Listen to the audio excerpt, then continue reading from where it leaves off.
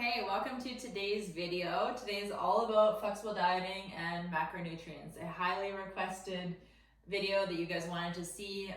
A lot of you guys were kind of wondering, I don't really know how much I'm supposed to be eating. I don't know how much of what. Can you help me with that? So today's video is to go over kind of why you'd want to track macros, who it's best suited for, and then how you go about doing it. So welcome to the video. Okay, so what are macros? Macros is just an abbreviation for macronutrient. Macronutrients are the nutrients that we consume that actually provide energy. So a micronutrient would be something like vitamin C or iron. Those are nutrients that our body needs, but they don't actually provide us with energy. Whereas the macronutrients are nutrients that do provide us with energy. So all food is going to contain protein, carbs, and or fat, and these equal calories, and calories equals energy. So calorie is simply just a unit of measurement for energy, and we get it through food that we consume. So 1 gram of protein, all the macros contain different amounts of energy, and that's why by tracking macros, you actually can manipulate your calorie intake, which is the most important thing to change your body composition. So 1 gram of protein equals 4 calories, 1 gram of carbohydrate also equals 4 calories, 1 gram of fat equals 9 calories, and alcohol is often not talked about. It's not really considered a macronutrient. However, it sort of is in the sense that it does actually provide calories. So 1 gram of alcohol equals 7 calories, which is pretty significant. So it is something we need to talk about. One thing I'd like to point out here is protein and carbohydrates both contain 4 calories. So I know carbohydrates have been really demonized in the fitness industry, nutrition industry, by the keto camp and all that. And there definitely is a place for keto. There's nothing wrong with keto or low carb. If it works for you, fantastic. However, it's not a magic bullet. So this just kind of shows that very clearly, that by reducing carbohydrates, you're simply just taking out a calorie load, but it's still going to come down to how many calories you're consuming overall. So I'm just going to do a little quick breakdown on what each macro is for. So protein. Protein comes from meats, it comes from dairy, and then also some plants have protein. It's a little bit different protein, but it does still contain it, like soy, beans, those kind of thing. So protein isn't just something that you eat, it's involved in nearly every process in your body. Many hormones are proteins, enzymes are proteins, and transporters as well. So I'm sure all of you understand that eating more protein will help build more muscle. It's something we've been told over and over and over again. That is definitely true. Consuming sufficient dietary protein is essential for protein synthesis, which is the process of like turning protein into like a protein source in our body, like our muscles.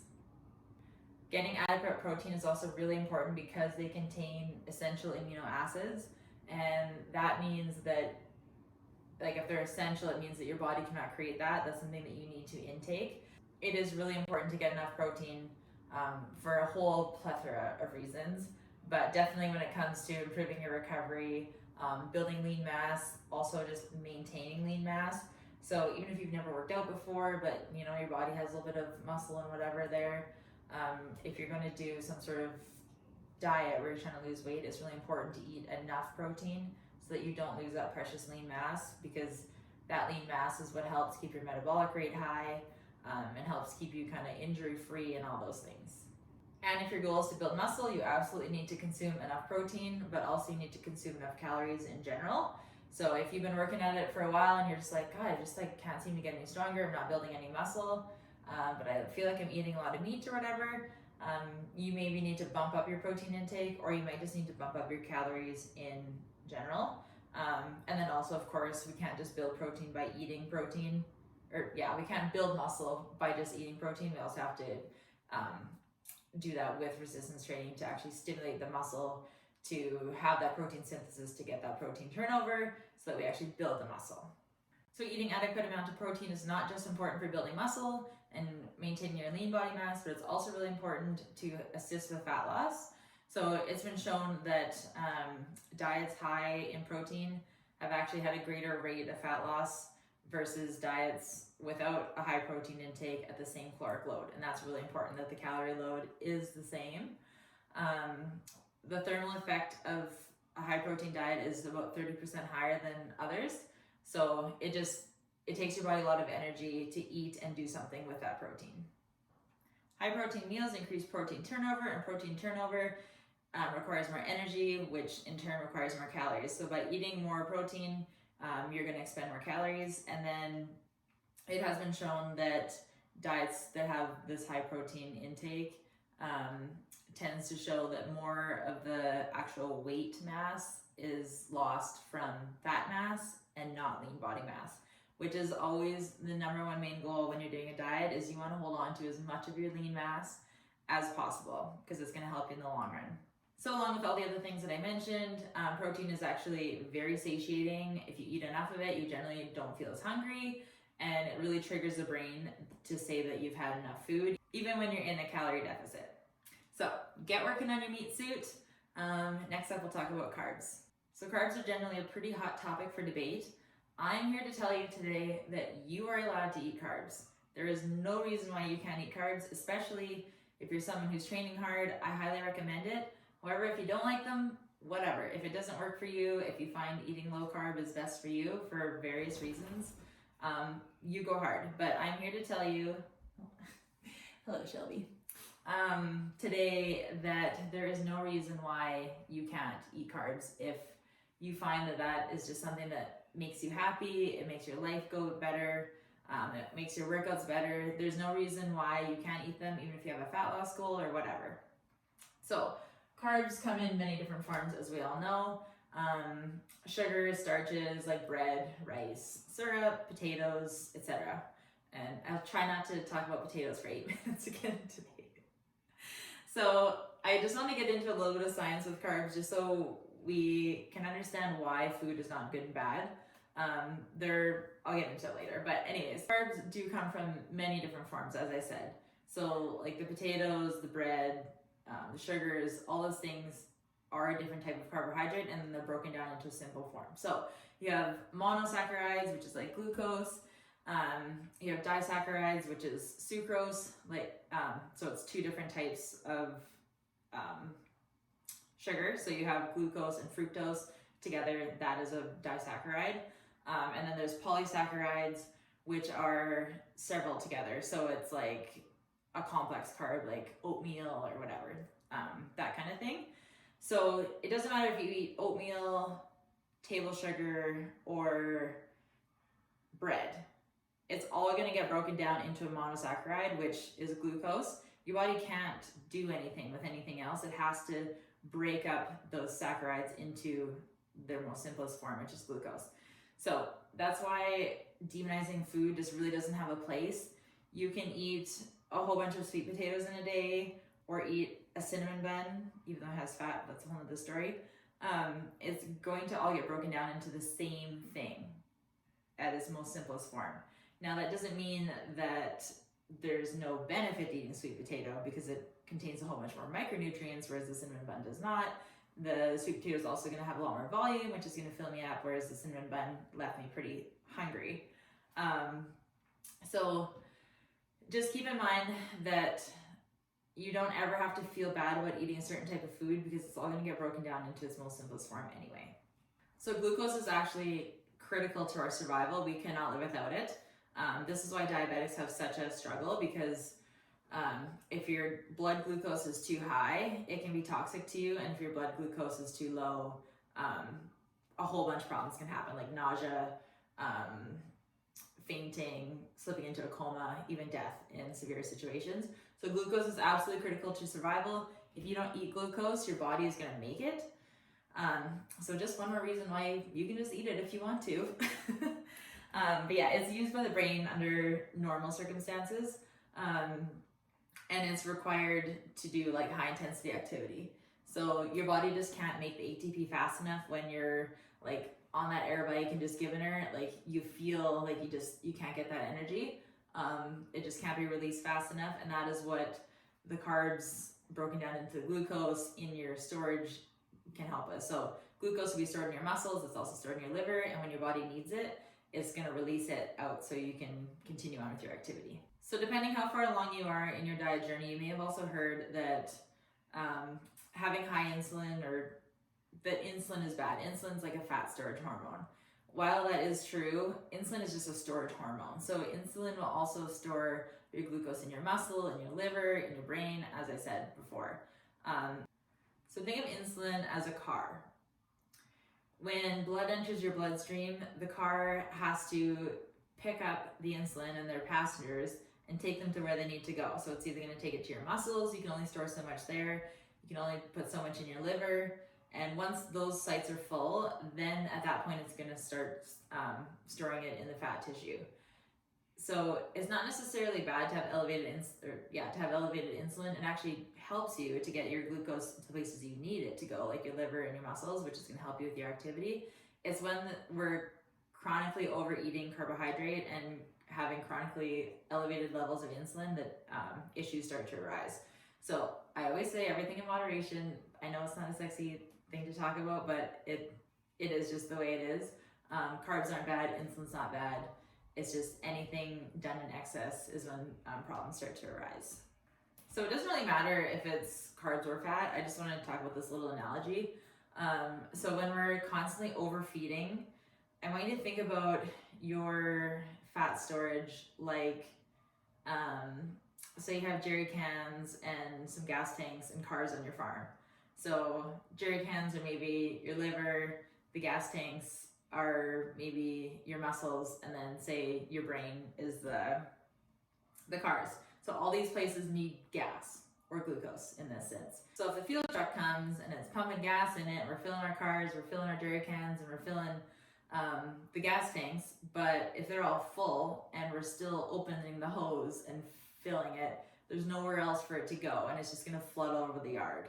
And that's what happens when you start storing it in your fat cells in your body and creating new fat cells. You maybe need to go buy some more jerry cans to store all this fuel that's coming. So it just kind of overflows everywhere. And that is kind of what's happening in your body when you're just overfeeding. So it's not like just eating some carbs is bad. It's just overfeeding in general.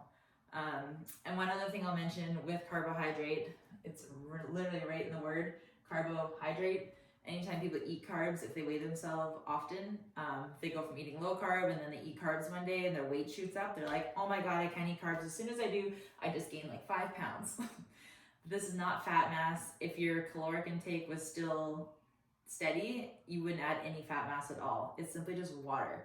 Carbs hold on to water in your body, just like salt. If you eat lots of salt, the next day you're going to retain water, you're going to be heavy. If you don't ever eat carbs and then you include carbs in your diet, your body's going to hold on to the water because every gram of carb holds on to so much water. So if you weigh yourself every day and you're low carb and eat carbs once in a while and you think that you're just a magic case that can't eat carbs, it's not the scenario. It's just the nature of the carb contains, or the nature of the carb holds on to water.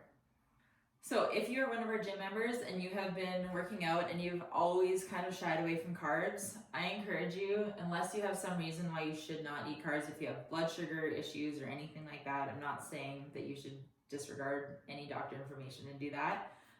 But if you just have always gravitated towards low carb because that's just what you thought you should do, I highly encourage you, get your whole calorie intake understood, and then try incorporating more carbs and see how you feel in general and in your workouts. I know for myself, I've gone low carb a few times in my life, and every time I add them back in, I'm just like, wow, I can't believe how much better I feel in my workouts. So it's an option. When the caloric load has been the same in studies, it never shows that a low carb diet is more effective at burning fat than a high carb diet. So that's something to keep in mind. Generally, people lose a lot of weight when they go low carb because, again, the water just flushes. And if you don't eat any carbs, you take out a whole lot of food options, which just ultimately lowers your calorie intake. So if you look at the studies who compare people who eat literally the exact same amount of calories in a controlled setting, high carb, low carb, there is just no difference. So when you're only eating mostly a high fat, moderate protein diet and a low carb diet, you are burning a lot of fat. You're liberating a lot of fat throughout the entire day. However, you're also storing a lot of fat because you're eating so much of it. So it's just this constant back and forth all the time, and it doesn't really matter. So if you're eating a high carb diet, you may not be burning as much fat all day, but you're storing a lot less fat because you're not consuming as much dietary fat. So it all comes down to energy balance. If you're eating a high carb diet, but you're over exceeding your calorie intake, then yes, you will be storing carbohydrate as fat. But if everything is in check, it won't make a difference. Okay, so next up we have fat. So as I said before with the carbohydrates, they're not essential because your body can make them, whereas fats, your body cannot make them. So fats are essential. It's really important to get enough of them. Fats also have a lot of jobs in the body. They make up a lot of our cells, like the outside layer of the cell, which regulates cell permeability. And they also serve as a source for fat-soluble vitamins and also storage reservoir for energy, obviously. And then also it's really important to note that cholesterol is a precursor to our sex hormones. So if you're not getting enough fat, your sex hormones are going to be a little bit dysregulated, and it's really important to get enough of that because your hormone system is just the motherboard of everything. This is really important to note because you don't want to diet too long. You don't want to keep your fats too long because things will start to shift in your body and not in a positive way.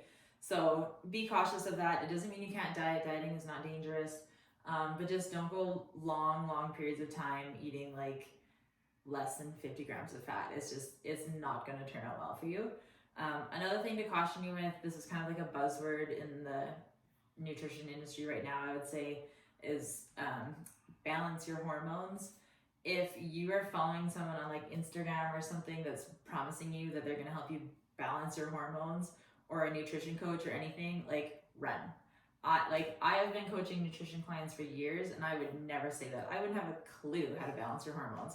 I know how to give you the tools of like, this is the food that you need to eat to set you up possibly optimally, but if something is wrong, I'm not an endocrinologist. I wouldn't even touch that. So if anyone who is not an endocrinologist or a doctor is helping you with your hormones, run. Okay, so we also have alcohol, which I mentioned. So it's not technically a macronutrient. I wouldn't call alcohol a nutrient at all, but it does provide energy, so it's something worth discussing.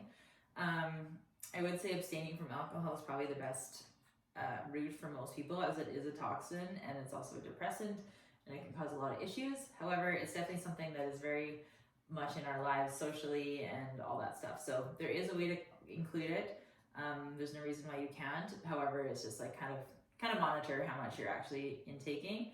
Alcohol also really affects protein synthesis. So if you're trying to get somewhere in the gym and build muscle and whatever, it's going to really put a wrench in that. So just keep that in mind. But yeah, it has 7 calories per gram. So the tricky thing with alcohol is you're going to see, even if it has, most of it just doesn't have a label at all, but if it does have a nutrition label, it's going to say like 100 calories, 3 carbs, 0 fat, 0 protein. So we know 3 times 4 is not 100 calories.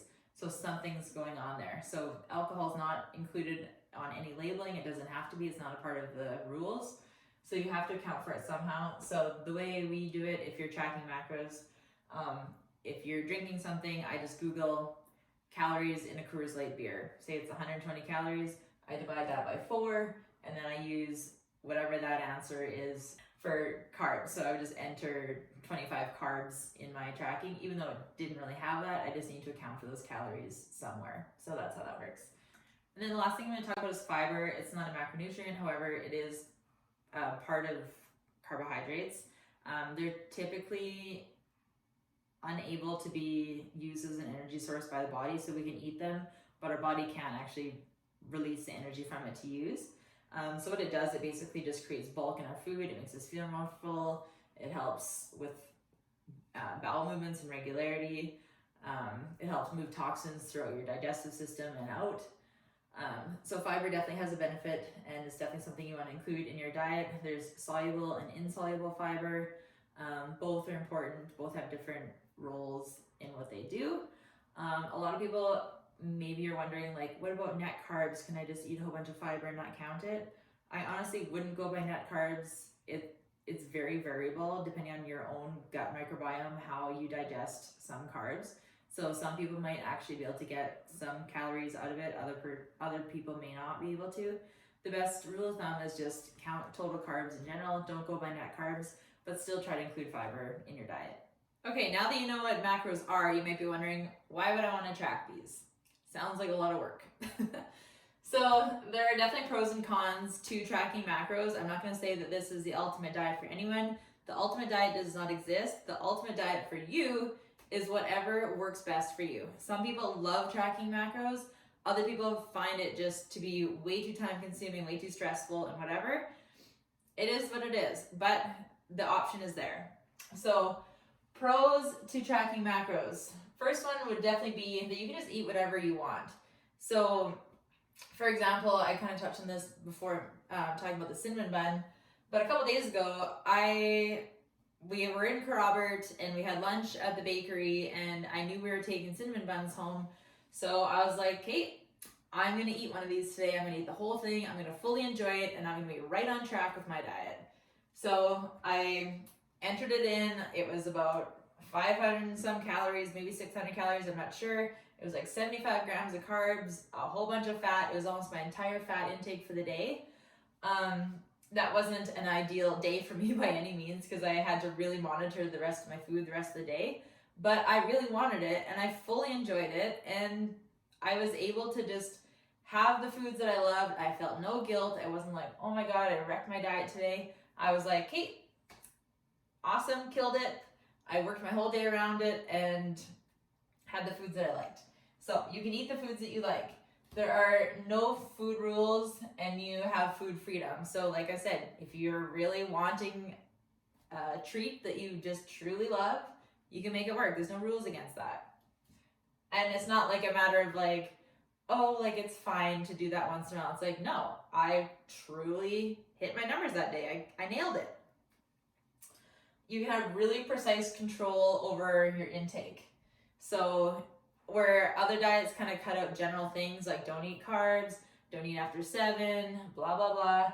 These things all reduce your calorie intake, but it's very general. So someone might be able to eat 2,500 calories a day, but they might be eating like 1,600 because they don't know the amount that they can eat. They don't know how much they are eating.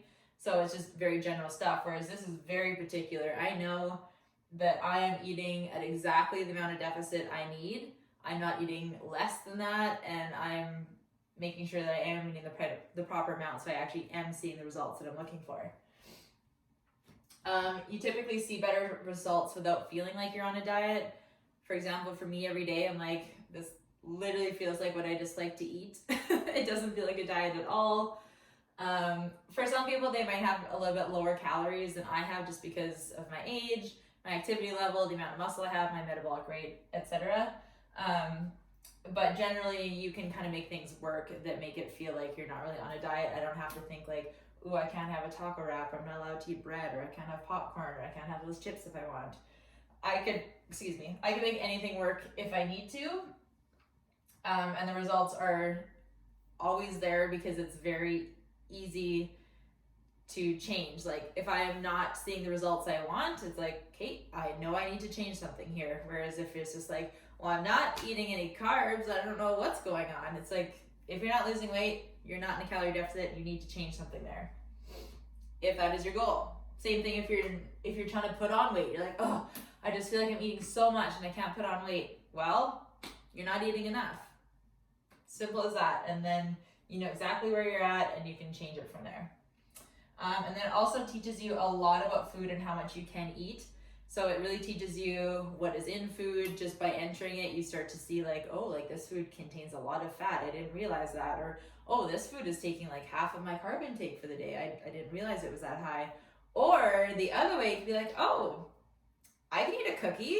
It's only 200 calories. That's not that big of a deal. So it really shows you like what is in food, and it just helps you kind of learn and understand.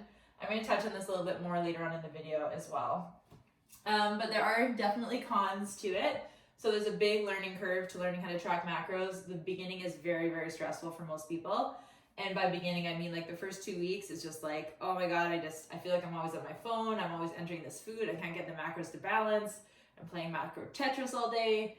And it's just definitely a steep learning curve, especially if someone else is cooking for you, or if you're trying to figure out like how to calculate macros from the meals that you're creating. So definitely a learning curve there. However, I always find by like week 3, we use an app to calculate the macros, and by that time, the app is populated with the food that you generally eat, and you can just like click on the ones that you've been eating, and it's just there.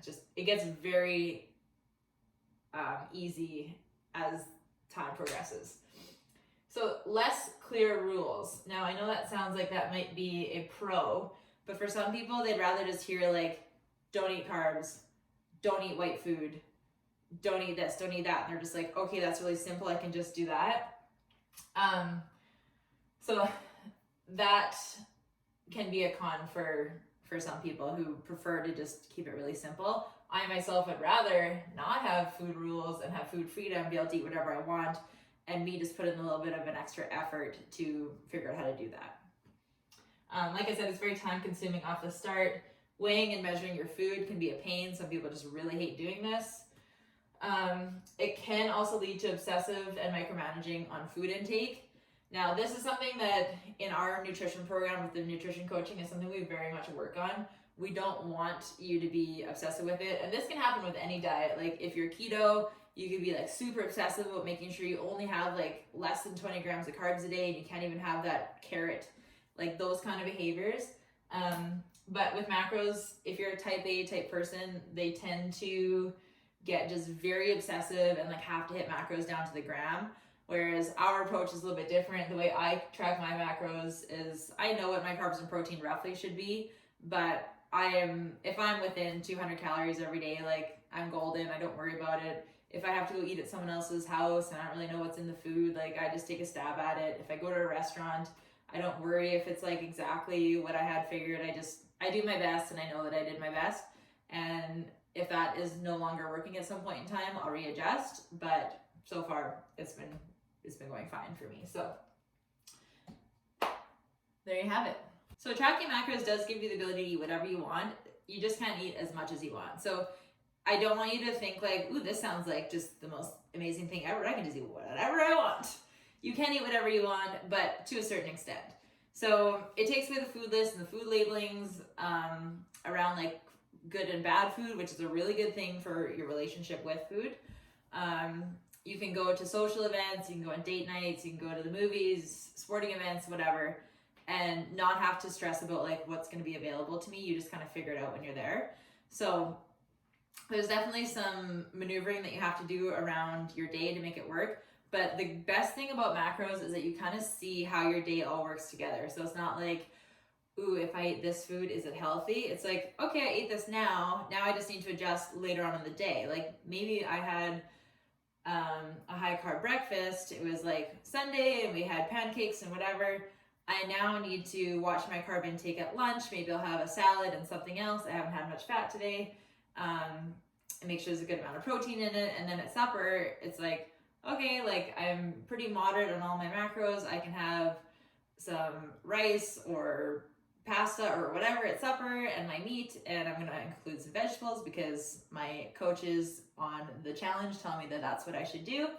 And then in the evening, it's like, oh, I have a little bit of food left. Like it's late, I'm kind of hungry still, and I want something, so you can make that fit.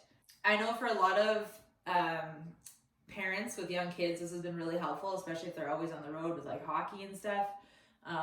The kids want to go to McDonald's or Tim Hortons for lunch or supper, no problem, make that work, no big deal. And as I said before, it really helps you to learn what is in your food, how much you can eat, and what your food contains. I like to think of it like not having any idea, any experience with tracking macros is like going shopping, but having no idea what anything costs and having no idea how much money you make. You maybe have been told like, oh, don't go to that store is expensive, but maybe you can afford that store. If you don't ever track your macros, you'll never know. Okay, so you want to think about your macros as your budget. If you have a fast metabolism, you're someone who makes a lot of money. You have a lot of extra money to spend. If you have a slow metabolism, you're someone who has a lower income and you have to budget your money a little bit more wisely. Now, there can be many factors that come into play as to why you have a faster metabolism, why you have a slower one. I think I have another video maybe coming on about that, but I'm not going to touch on it. But a couple of quick things would be your height. Like the bigger of a person you are, the more calories you can use in a day. The more lean mass you have, it's just a very metabolically expensive tissue. As I was talking about in the protein, it takes a lot of energy and stuff to actually synthesize protein and make that change in your body, repair it and all that stuff. So the more muscle mass you have, the higher your metabolic rate is going to be. And then age plays a role. Typically though, the question of that is like, is my metabolic rate slowing because I'm getting older, or is it because how my lifestyle is changing because I'm getting older? So I'm really curious to see, just with like the people in the gym who are aging as fit individuals, like how much their metabolic rate is really going to change. I coach quite a few people who are older, and it honestly hasn't seemed to make much of a difference. So there's something there. So I have a little diagram here just to kind of help put some things in perspective. So we have two different people. This one is a guy. This one is a lady. This is nothing about gender equality. But this guy is making $400,000 a year. This lady is making $80,000 a year. So, like I said, you can eat whatever you want. It's not unlimited. You can't just eat as much as you want, whatever you want. So there's a little bit of degree here. So imagine food, like a Snickers bar, is equivalent of buying a sports car. They both can afford it, but she's going to spend almost her entire yearly income on this sports car. This guy can afford it, and he's going to have lots of extra money to spend on important things like bills and such. So is it bad to buy a sports car? No, it's fun. People enjoy it. If it's what you like, then do it. You're just going to have to maybe live in a lower income house or whatever, cut expenses somewhere else. It's the same thing with food. So I've compared it to a Snickers bar here. So this guy's maintenance calories, meaning how much calories he can intake and stay the same weight. So 320 calories per day. If this person wants to cut weight, so cutting calories, he'd be in a calorie deficit. So 2,700 calories per day. And his breakdown is here. So protein 190, carbs 280 grams a day, fat is 90 grams a day. And for the lady, her maintenance calories are only 1,900 a day because she's smaller, has less muscle mass, maybe she doesn't work out as much. If she wants to lose weight, her cutting calories are going to be 1,590 per day. And that's going to break down to 135 grams of carbs, 135 protein, 150 grams carbs, and 50 grams of fat. So she has room to have the Snickers bar. There's nothing saying that that's bad. However, she's not going to eat a whole lot of the other things the rest of the day. So a Snickers bar contains 4 protein, 33 carbs, 12 fat, which when you look at it, it's like, that's not that bad. But 12 fat out of 50 grams in the entire day, that's going to eat up a lot of her fat grams, and she's going to have to be really careful the rest of the day of what she's eating to not go over that. Same with carbs. I mean, 33 grams out of 150 doesn't sound like a lot, but in a day, it really does take quite a good chunk out, where she could have had like a whole other Whole Foods meal that would have left her feeling really full and satisfied for that amount of calories. So it's not that it's bad, it's just a very small amount of food for the caloric intake you're getting. But for comparing it to this guy, he's got 280 grams of carbs and 90 grams of fat a day. That Snickers bar is just going to not even make a dent. So you can see how no food is bad, but you do have to be mindful of like what your budget is. And if you do have a day that you're just like, man, I am hankering for a Snickers bar, like that, if I can just have that, I'll make my whole day around it and it'll be worth it, then go for it. You can make it work. It's just going to be a little bit more difficult. This is also important to note that if you're not in a fat loss phase and you're not trying to cut weight, you can make room for that. Like even having 1,900 calories a day, there's probably going to be room for the odd treat here and there, and you don't feel like you've done something bad or like you've gone off track. You can completely be on track. And I like to just show the difference between maintenance and cutting too, because most people think when they embark on a fat loss journey that they either need to do that forever and they find it's unsustainable, or they think it's like eat really healthy, get to the goal, and then go back to the old habits, which neither of those work. So you have to learn how to do both. Like there's a fat loss phase, there's a maintenance phase, there's a weight gain phase if you need, and understanding how much you can eat in all of those phases is really, really helpful. Because if you're cutting and you're like, man, this is so hard, like I can't I can't fit anything into my day that's like treats. Like it's, if I do, like I'm hungry and blah, blah, blah. But when you learn that like you can incrementally increase your calories to the point where it's like a little bit more maintainable, then you realize like, okay, like I can do this forever because I don't have to eat perfectly all the time. There are a few rules that you can implement to just kind of make the whole system work a little bit better. Like making sure you eat enough fiber. That's going to keep you from eating too many of these things that don't provide you with satiety and fullness. So eating enough fiber is going to be a big one. Same with eating enough protein. A lot of people find that once they eat more protein, they're just like, oh, I'm actually not really that hungry, even while being in a calorie deficit. It is also okay to be hungry if your goal is fat loss. That is your body's way of telling you that you're eating less than you're using, which is the entire point. So hunger is not a bad thing. You shouldn't be absolutely uncomfortably starving all the time, but hunger is okay if that is your goal. You should also make sure you have enough fat to keep your hormones in check. Like I said before, if you're eating way too little fat, you don't have that precursor to your sex hormones, which is going to be really important. Eat carbs if you like them. They're going to help your performance. They're going to make you feel good, they'll provide you with energy. And if you don't like carbs and you don't want to eat carbs, then don't eat carbs. It's flexible. So with that, you just have to make sure that your protein is on point. I'm going to go over how you'll know how much of that to have. And then make sure your calories are on point. And as long as those two things are on track, it doesn't matter how much carbs and fat you have, as long as it's equaling the caloric intake.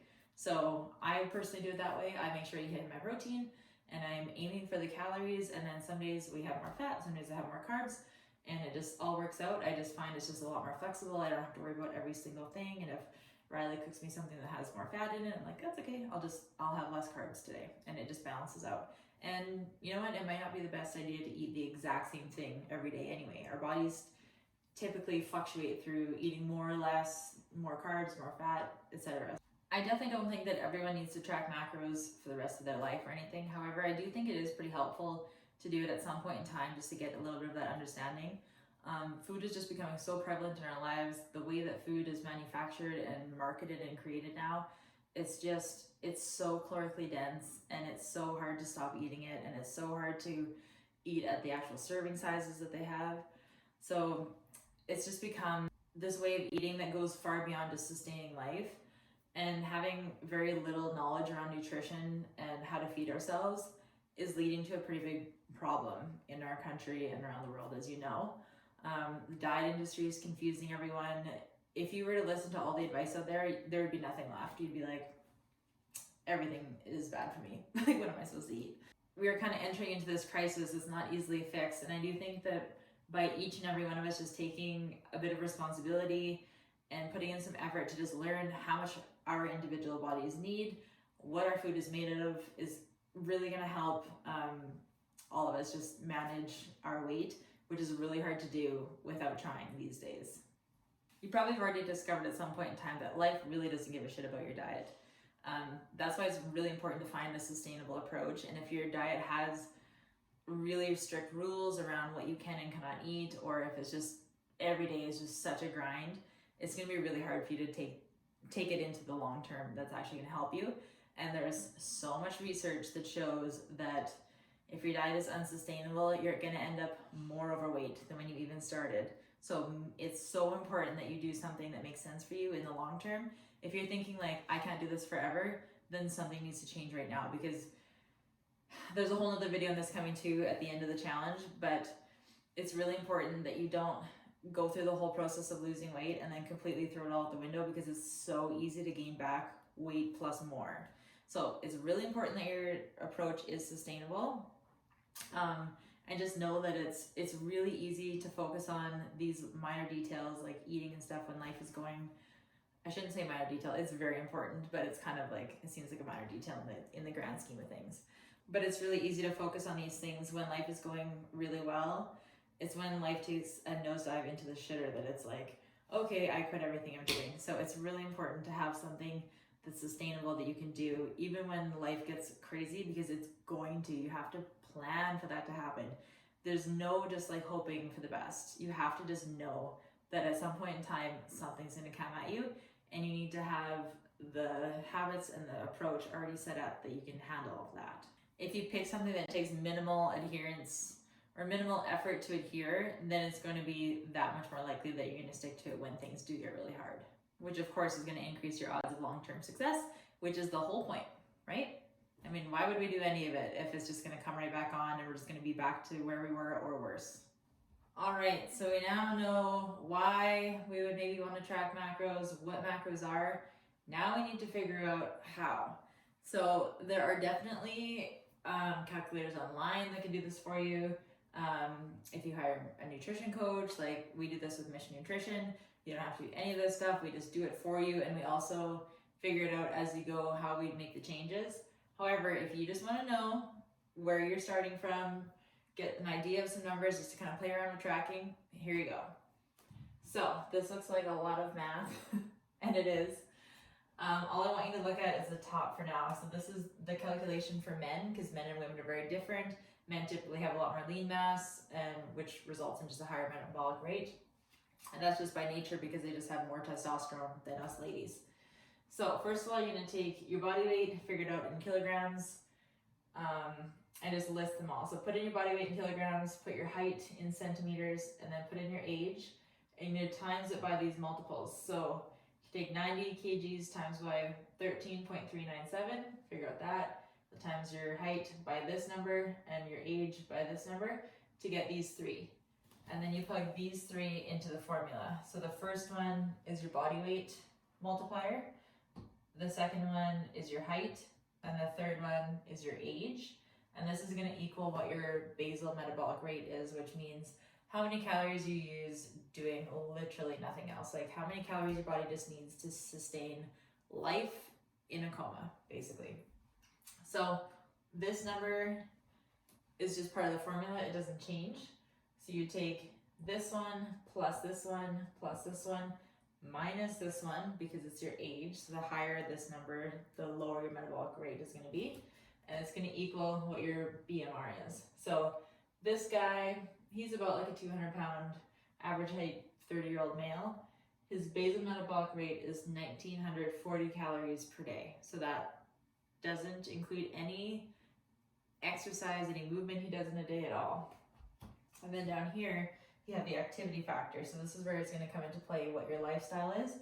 So if you're sedentary, you'll times it by 1.2. If you have light activity, you'll times it by 1.375. Moderate and very active, so on and so forth. So he is a moderately active person. So his maintenance calories are going to be 3,007. So that means he can eat 3,000 calories every single day and his weight will not go up, it will not go down. So just to go over these activity factors, sedentary means you work at a desk and you don't do any activity.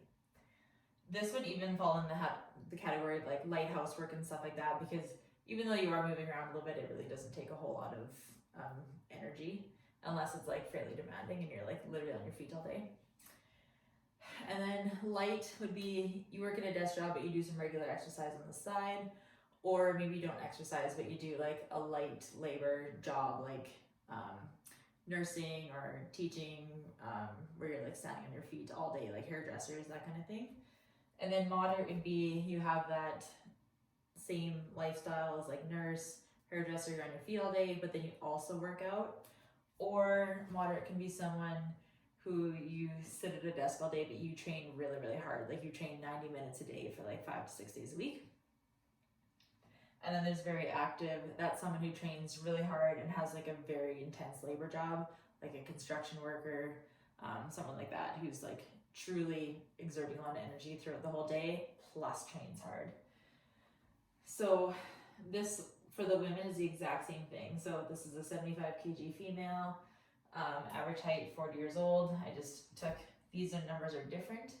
So you take these multipliers by your own numbers that apply to you, figure out the answers, and then you plug them into the formula. So this one comes here, this one goes here, this one goes here, and you go 447.593 plus this one of yours plus this one minus the age one equals your BMR. So this person has a basal metabolic rate of 1,495 calories per day. And I said that she is a light activity. So her maintenance calories is 2,055. So that means she can eat 2,000 calories every single day and not gain or lose any weight. Okay, so now that you've figured out how many calories you need to eat to maintain your weight, now you can go on to figure out how many macros you need. Now, I figured this out for someone who has a fat loss goal, but you can do the same thing if you don't have a fat loss goal by just going off your maintenance calories and not taking this 15% deficit into account. Or if you're trying to gain weight, then you could add like 10, 15%, or if you want to start really small, start with 5% and just see how your body responds and just keep going from there. So again, there's a lot here. First things first, I find it really helps to figure out like how long you're in it for, instead of just thinking like this is just gonna go forever, or this is just gonna go until I can no longer do it anymore. There are things that happen when you diet that if you get to a point where you're just like, I'm not making progress anymore, or I just kind of seem to stick to it, then there's something that needs to be addressed. You're not broken, it's not your fault. It's just that maybe the diet has just gone on too long. So also know that if you have a big amount of weight to lose, you can't do it all in one shot. You need to do a cutting phase, and then you need to build your metabolic rate back up by bringing your calories back up to maintenance. Do that for a while until you feel physically and mentally ready to cut again, and then you go again. And I don't mean like wait 2 weeks and do it again. Like, you shouldn't be dieting all the time. It's just gonna dig yourself into a hole. So if you have 20 pounds of weight to lose and you're aiming for a rate of loss of about 1.2 pounds per week, which is a really good place to be, then your diet is gonna take you 24 weeks to lose 20 pounds. So it kind of helps you be like, okay, I'm in this for like this amount of time. And just note that all of these 20 pounds will not be fat. There's gonna be some lean body mass lost with that. However, if you keep your protein up, that will be minimal. Okay, so if you recall, I'm just gonna go over the man in the example, so it's just not so much writing here. But the man was, he had a maintenance calories of 3,000, and he was a 90 kilogram guy, so he's like a 200-pound male. So 3,000 calories is how many calories he can eat without changing his weight at all. We're gonna take 15% off of that, which is a pretty good number. I wouldn't go too much more than that. Or you could just also start at the maintenance and just slowly take a couple hundred calories away over time and just see when your weight starts trending down. And as long as it's trending down, that's where you stay until it's no longer trending down. Then you'll have to adjust. So first you need to figure out your protein. So 3,000 calories with the deficit. So 3,000 calories minus 15% is the calorie deficit. So he needs to eat 2,550 calories per day to lose weight. Okay, so within that, you can either just do your protein in grams of body weight. So if he weighs 200 pounds, he can just eat 200 grams of protein every day. Super simple. However, for some people who are quite overweight, that might be a little aggressive. So with that, you can go by your lean body mass. And if you have no idea what your lean body mass is, honestly, just Google images of body fat percentage, and you'll have a pretty good idea comparing yourself to those photos, like how much of your mass makes up body fat. So from there, you take your age and then just use these multipliers to figure it out. So if you're 0 to 30, your lean body mass, and times it by this to figure out how many grams of protein. So in the example, I use this one here because he was 30 years old. So 30 to 40-year-old is going to times by 2.4 to 2.8 grams per kg of body weight. So I assumed what his lean body mass is in kilograms. So we're saying his lean body mass is 68 kgs, but he weighs 90, so he has that much fat on his body. And we're going to times it by 2.6, which is in the middle of the range, which is going to equal 177 grams of protein per day. So this number came from what I just estimated his body fat percentage was, which is what you'd figure out by just Googling those images, or if you've done some sort of test before, you know where your body fat is, you can use that number, but make sure it's in kg, times by the multiplier is going to tell you how many grams of protein you eat per day. Okay, so as we learned before, there's 4 calories per every gram of protein. So by eating 177 grams of protein times 4 calories, that equals 708 calories per day coming from protein. So then we need to figure out his total for the day is 2,550 minus that 708 we just figured out there, he now has 1,842 calories left to eat from fat and carbs. You can honestly just leave that as that and just aim for 200 or 2,550 calories a day and 177 grams of protein, and let your carbs and fat fall wherever. Or if you want to get more specific, you can kind of create a balance within that. Maybe you want to take the rest of these calories and just cut them in half. Half is fat, half is carbs. I did 60% carbs, 40% fat, because generally we just prescribe a little bit more carbs than fat in ratio, depending on who the person is. So I just took the remaining calories, which was here, 1,842 times 60% equals 1,105 calories divided by 4, because that's how many is in a carb, gives me how many grams of carbs he's going to eat per day, which is 276. And then I did the exact same thing with the fat. I took the same number, I times by 40%, because 40 and 60 equal 100, equals 373 calories from fat, divided by 9 calories, because there's 9 calories per gram of fat, equals 82 grams of fat per day. So this guy's macros, calories of 2,550, protein 177, carbs 276, and fat is 82. You can easily just round that to 180, 275, and 80 grams, and you'll be pretty on the point. Yeah, so that's how you figure out that in a nutshell. I know that's very confusing. Just pause the screen if you need to, just have a look at that. And as I said, there are, coaches who do this for you, which makes it a whole lot easier. Okay, so lastly here, we're just gonna talk about what is sustainable weight loss and what that looks like. For most people, you're gonna wanna target around that 1.5 pounds per week. I know that doesn't sound like a lot. When you look at it week by week, it's like, oh my God, that hardly is changing.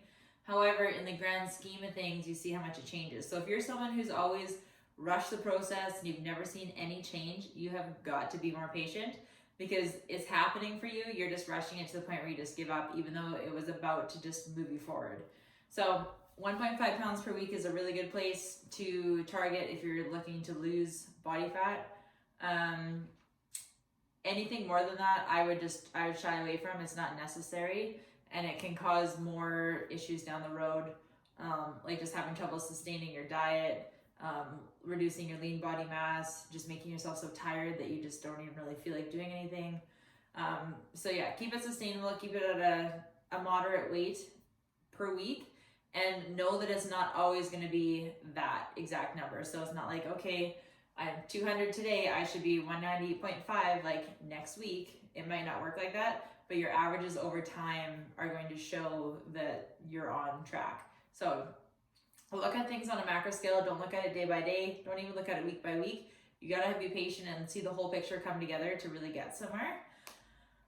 So that brings me to my next point of why cutting too soon is not a good thing. So this is why I really want to make this video, because I think a lot of people, when they embark on a health journey, they just immediately start under eating way beyond what they actually need to see the results that they want to. So your goal should be to eat as much as you possibly can while still making progress. And if you truly see over like 2 to 3 weeks that nothing's changing, then that's the time to fix it. But don't look at your daily weights, because they're not going to tell you anything. Even week to week, especially if you're female, is not going to tell you anything. There's really only 1 to 2 weeks out of our entire month that's going to tell us what our weight truly is in like relative to itself. So regaining weight after diet is a huge, huge problem. We all know this. We all know someone this has happened to. So if you cut way too soon, you're eventually going to end up at a point where you don't have anywhere to go. So if you're like, okay, I'm starting my diet, I'm going to eat 1,200 calories a day and I'm going to lose weight. Well, you might lose weight, but then your weight loss is going to plateau at some point in time. And then what? Then you start eating 900 calories a day to continue your weight loss? Probably not. That's going to be completely unsustainable. And at that point, you're going to be so hungry that you're just going to have no self-control, and you're just going to gain the weight back. You're going to see 3 or 4 pounds show back up on the scale, and your arms are just going to throw up in the air, and you're just going to like go completely off the rails until you've gained back to where you were before you started.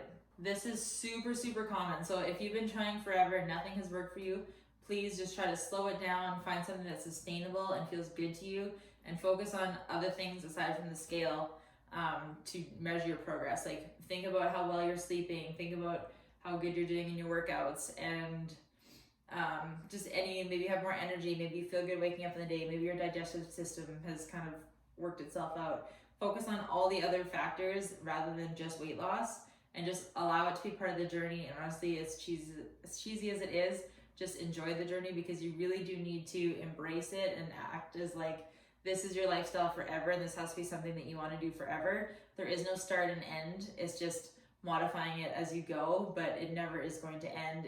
If you have that mindset, then you're going to be in that yo-yo your whole life, which, as studies have shown, actually show that people end up heavier than when they started dieting, and that is obviously nobody's goal. Unless you're trying to gain muscle, that's a different story. But I mean, with a higher body fat percentage than when you started. So please, please, please do not overdo it. Don't think you're going to be the special case who's going to do it super hardcore and you're not going to be the one to gain it back. It's just, you're working with like terrible odds. You have a better chance of winning the lottery than doing that, to be honest. So here I just have a chart of weight. This isn't exactly in correspondence to the guy I was using as an example, because his cut was 24 weeks long, which is really quite long, I would say. I would say most people should not be going more than like 14 to 18 weeks at a time. 24, like that's a drag for sure. That's a long time to be in a calorie deficit. That doesn't mean you have to like completely stop though. You can do little maintenance breaks in there where you just do like, I don't know, every 4 weeks you just maybe take a week at maintenance. You can do things like that. I'm not going to go into detail like that because there's a whole lot of, it's just too much for this level of video. So, but that is something also that coaches help work through. So with this chart, this is just showing the way weight loss generally goes.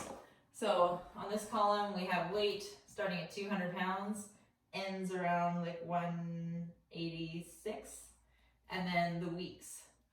So this is weighing in daily, and I highly encourage people to weigh in daily. I know you may think like, oh my God, I'm just gonna be obsessed with the scale, the number's gonna bother my mood, and it's gonna ruin my day. But if you can just look at data as data and not an emotional thing, it's just your relative mass with gravity. It doesn't mean anything. You're not less than or any different if your weight has changed that day.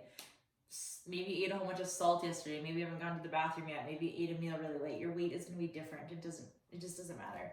So if you can really just wrap your head around it and not tie emotions to that number, you need to learn to look at that number objectively and not as something that like triggers emotions in us, because it just really doesn't matter. And I know I've said that, but it just doesn't matter. So here's how it typically goes. This person is weighed in every single day. So first day dropped like quite a bit, went back up, down again, up again. And you'll see that like it's always, you're never gonna lose. If that was the case, something has gone drastically wrong and it's never gonna keep up forever. It just won't happen. And often when there's a big drop, it's followed by a big increase. So if you are looking at the weight and you're like, oh, finally, like I'm definitely seeing like the things happen, and then the next day it just shoots back up and you're like, I quit. Please don't, because that is just the way it happens. Please expect that to happen. That's exactly the way our body works. Our body likes to stay in homeostasis. It's trying to stay the same weight as much as it can.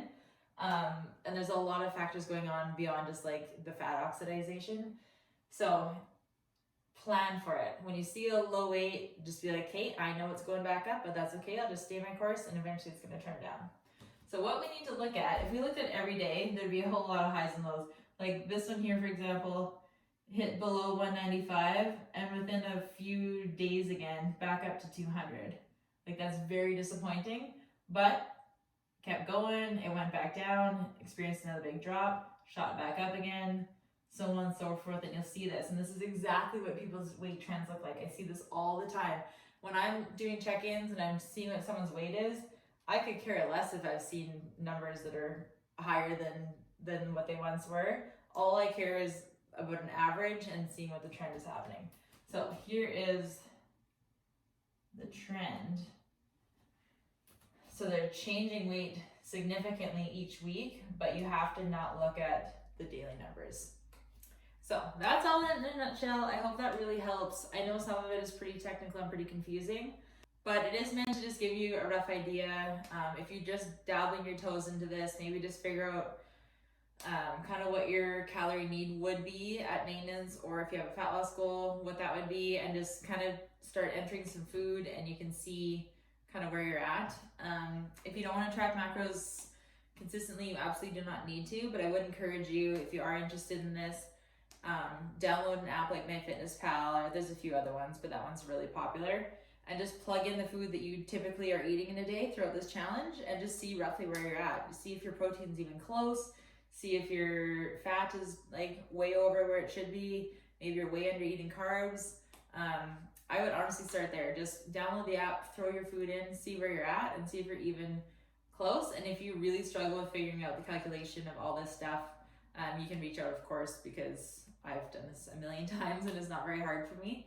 And I can just give you a rough idea where to start. However, I don't really want to do that for everyone, and I want everyone to put a little bit of effort in for themselves. So please try to figure it out, but if you just are absolutely not getting it and you don't know where to even begin, then reach out. But otherwise, I hope this helps, and yeah, take a little dabble in macro counting and flexible dieting and see what you think. And if it's something that you want to do with a coach, we absolutely do that at Fitness Lair. We have several coaches who do this each week, and please understand that macro counting and mission nutrition is not the same thing. Macro counting is a tool that we use, but it goes far beyond that. It is not just like, here's your macros, hit your macros, and if you don't, you're fired. Dieting is a very much of a psychological process, and learning how to kind of manage all the areas of life and how to work through it is really helpful. And that's what the coaches do, is we work to meet where you're at and find out ways of helping you individually, and making sure that it is something that's actually adding value to your life and not taking away. And yeah, we're definitely not there to scold, we're just there to educate and help. So anyways, I hope you guys all have a great weekend, and we'll see you in the next video.